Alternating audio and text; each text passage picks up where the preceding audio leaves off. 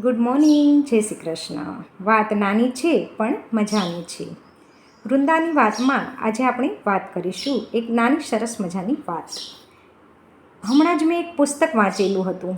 એમાં હતું કે જો હાથમાં રિમોટ હોય, ફૂલ એસી ચાલુ હોય, લક્ઝરિયસ કાર હોય, બંગલા હોય, ગાડી હોય, બધી જ સુખ સગવડતાના સાધનો હોય, પરંતુ માણસને સંતોષ નથી.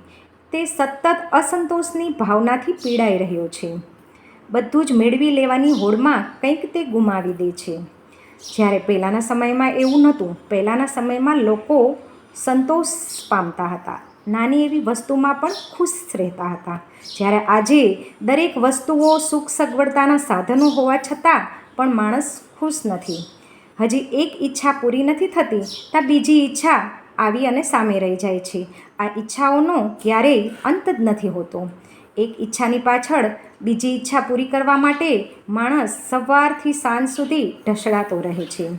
તો તમે આ વિશે આપના શું મંતવ્ય છે એ જરૂરથી મને કમેન્ટ કરી જણાવજો.